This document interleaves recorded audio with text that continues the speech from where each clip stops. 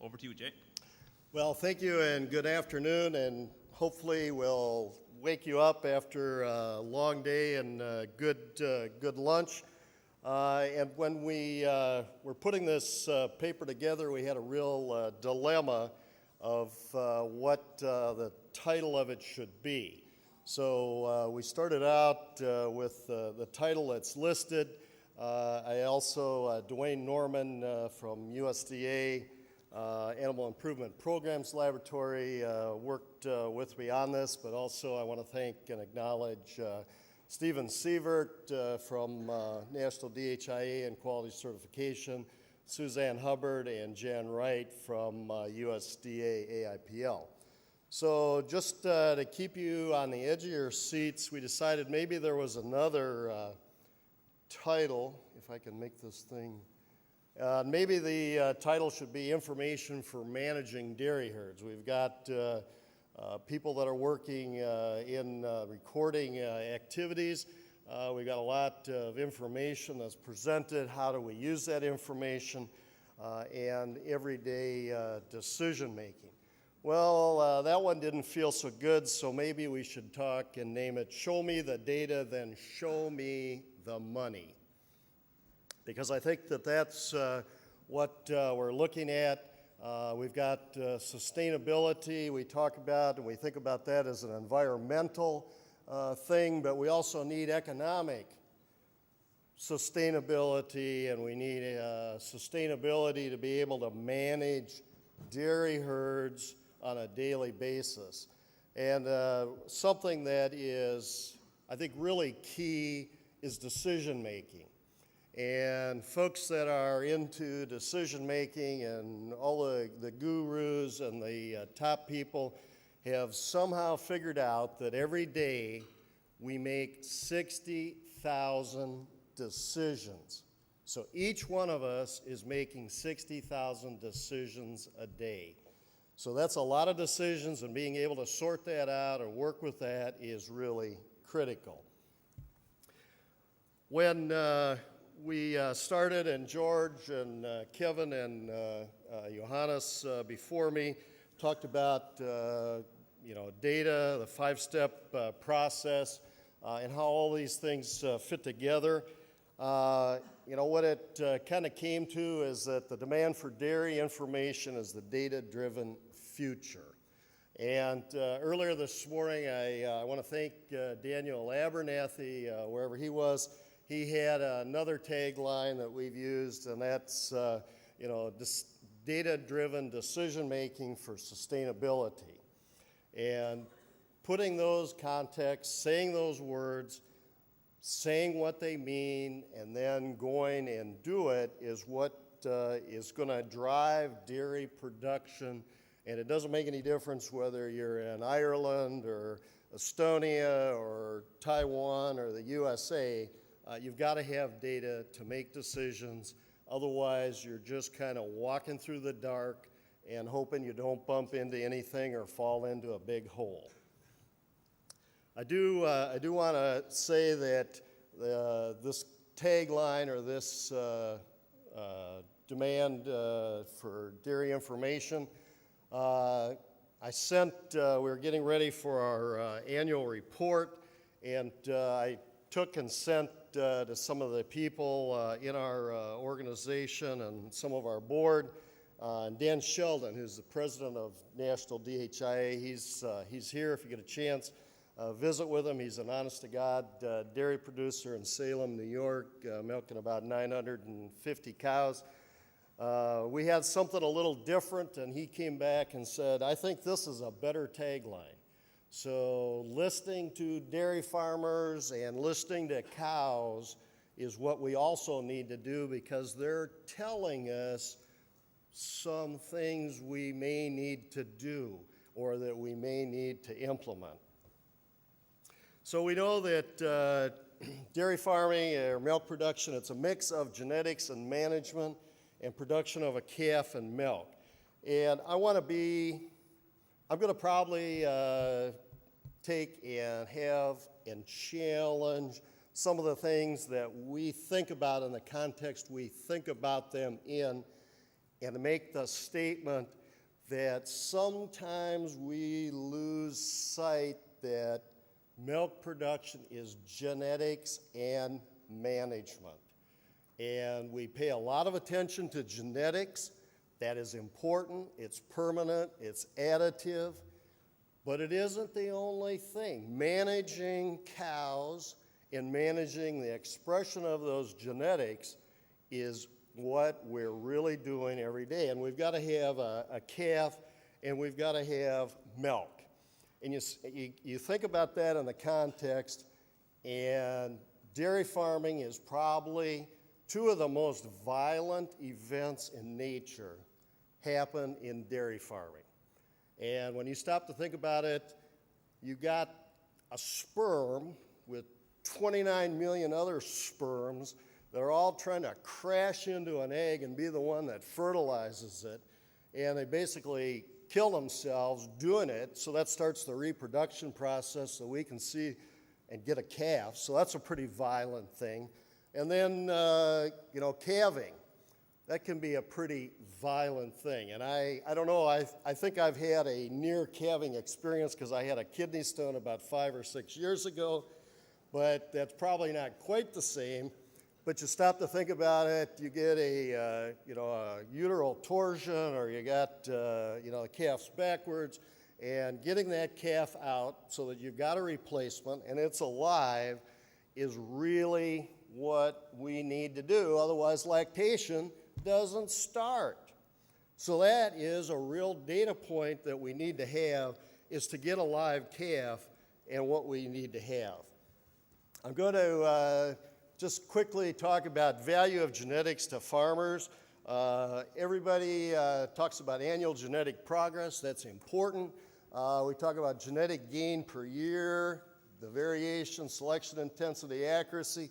Those are all things that we need data for to be able to calculate. And then we talk about the generation interval and being able to reduce that so that we get a faster genetic gain is what we need to do. But it all relies on data. And if we don't have data and what the reference population is and what we need to fine-tune our genetic evaluations and our genomic evaluations, we're not going to make as good a progress, as accurate a progress, or as fast a progress. So we can't just get hung up that genetics is the cure-all. It's a complementary, and data are required to make it happen. So now, talk about a little bit about the U.S. We've got in the top 23 states, which are the heavy dairy production, 2011 in blue, 2012 in red. We've got about 8.5 million dairy cows in those top 23 states. So we've roughly got about another 800,000 in the other 27 states. But you can see, we've been increasing all of last year and so far this year, and we were up again in April.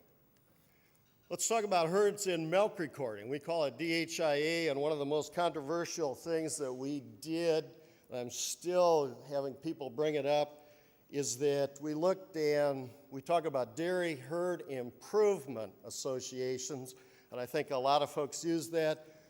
We did a strategic and a vision planning session about 4 or 5 years ago, and we decided that we were going to change to the Dairy Herd Information Association. And there's folks that say, well, aren't you improving? Well, we're improving, but we've got information that can be turned into knowledge. Looking at herds on DHIA programs, you can see 2002 we had about 27,000. In 2011 we had about 19,600. So fewer herds, but cows on programs have really stayed kind of constant, bottomed out in 2003. at about 4.1 million. And then we had a milk price decline and a lot of sellouts. So went down to about 4.2 million, and we're back up to about 4.4 million in 2011. So milk recording is fairly constant and at about 52-53% of the cows. When we look at the U.S. milk cow inventory, you can see that herd size, 1 to 29, 50 to 99, 200 to 500, and 500 plus. There's been a real attrition, and we have to look at it again. Economic sustainability and how that fits together. Yes, there is a concentration of capital, but that capital is working. About 60% of the herds in the U.S. are over 500 cows. When we look at DHIA herds on test, you can see that we've got it stratified out. There are a lot of herds in that 50 to 74 animals, milking animals, about 5,000 of them. And you can see that it is, the tail out here. There are expansions. And what I told some folks from Ireland earlier today, the good news is that we have more sons and daughters coming home to be in the dairy industry. There's a real void. There's not very many 40-year-old dairy producers in the U.S. They're 62 years of age and over, and they're 25 to 30. We've got a kind of a valley there, and so the good news is that dairy is something that they want to do. They've gone off to college or they're coming back to the farm to participate in the dairy. This is a pretty busy graph and lots of colors, but you can see when you look at the number of cows per herd and having that stratified by some herd size, that there is, a distribution. These folks are probably small, possibly older, maybe hobby farmers. These folks are pretty serious dairies that are over 4,000 animals. When we look at the change, you can see that the change in the cows, losing some in the smaller, gaining some in the larger. And that's always good, because what I can say is that these cows are finding a home at some place other than the slaughter plant. They're going to other farms. So that kind of shows that what we have. There's just a broken down, but you can see 700,000 and 1 million when you look at the breakdown in the cows per herd. So the average size of DHIA herds, looking at over time, if you go to 2002, was about 78 animals, and in 2011 was 154. So we basically doubled the herd size in the average in the DHIA system. Looking at percentage, and it is in the afternoon, and this, I always give Steve Sievert a hard time because he helps make these, and he calls these pillow graphs because the states are kind of puffed up.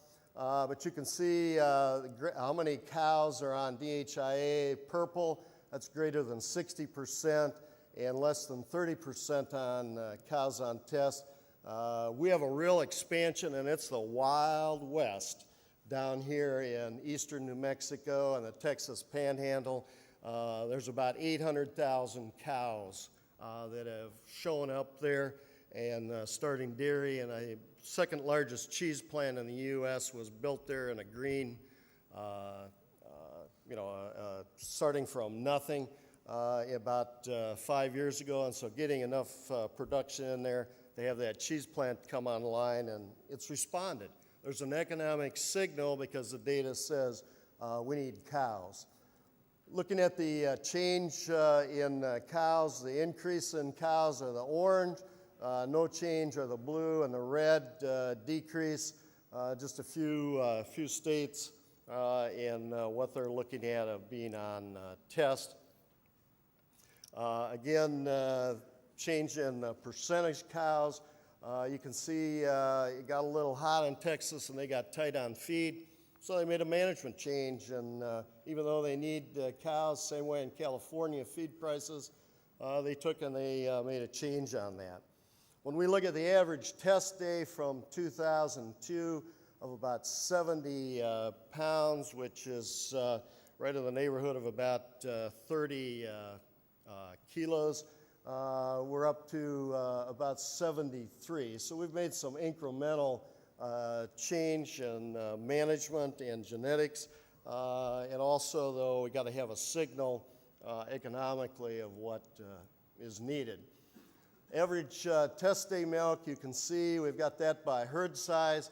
You kind of get an optimal in that 500 to 2,000 cow of how they're managed. Then it falls off a little bit, but it's always climbing. That's because the management is pretty tight and pretty intense. And in these big herds, they manage by strings.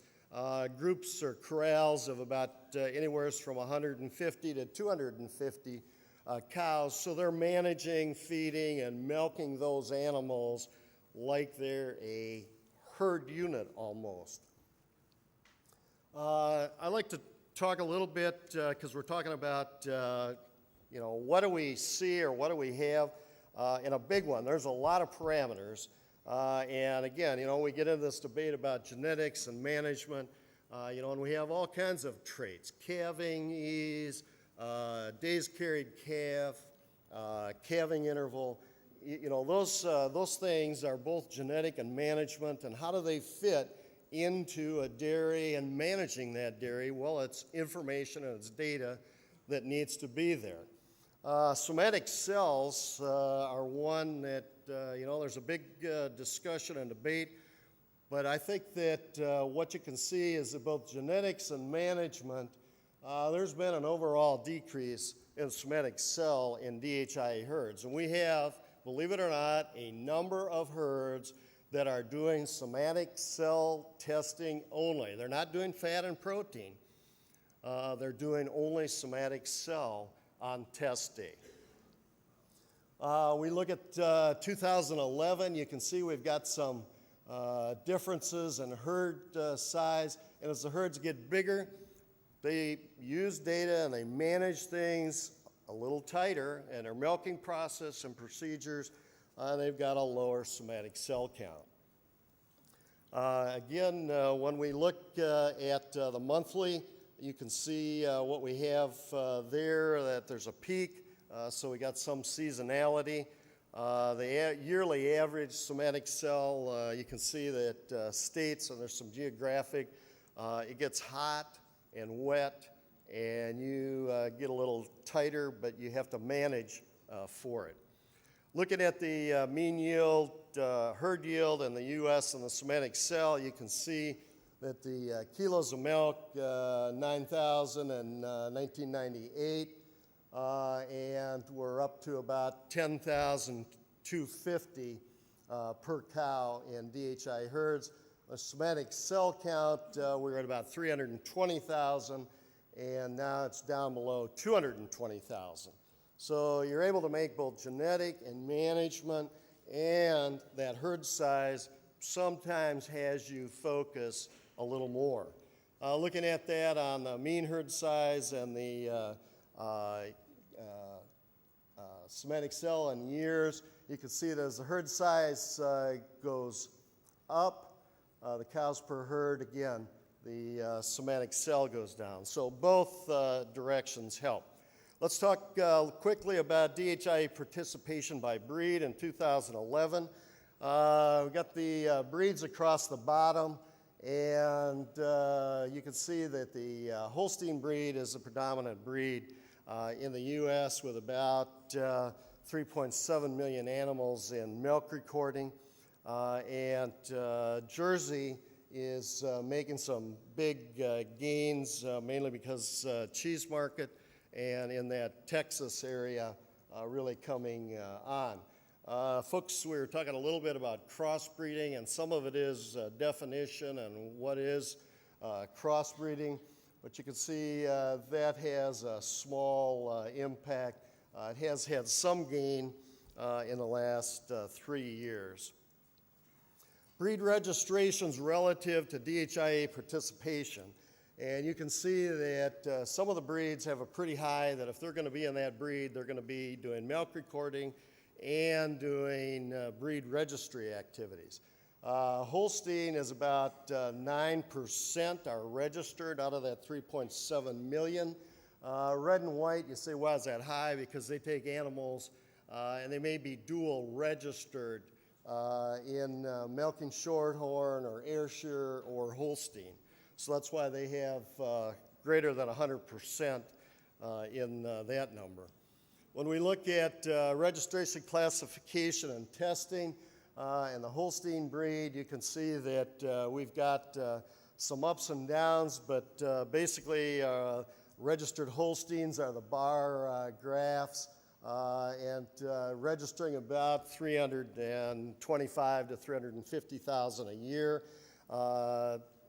The animals classified are about 315,000 per year. That's the green line. And we have a lot of animals that are grade animals that are also classified in the system. There again, herds classified versus animals classified. You can see about 13,000 herds participate in classification to get those 350,000 animals.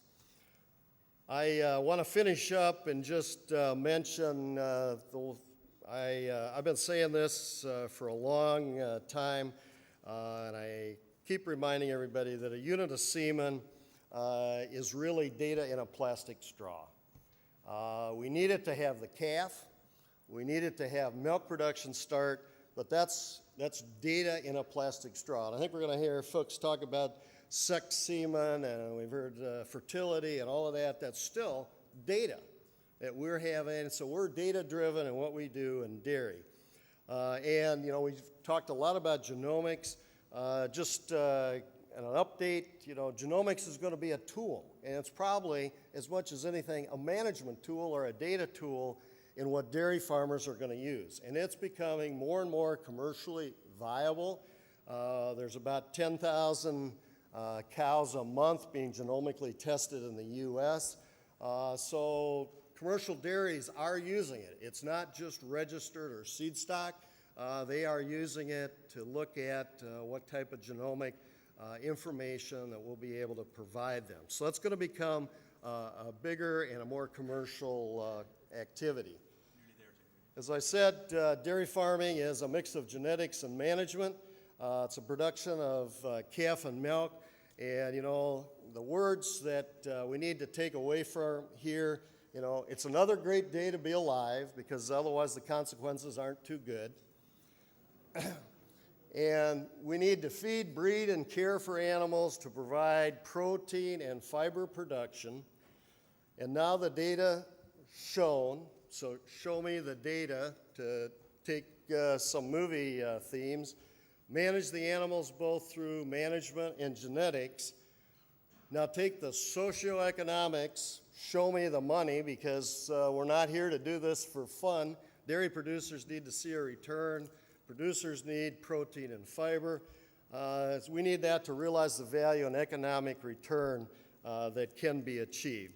So the demand for information and the data-driven future is here, and it's going to continue, and there's going to be traits that guys like John Sullivan and Dan Sheldon are going to call up, and they're going to say, hey, guys, we need to look at this trait, because they're there with the cows. The cows are telling them something.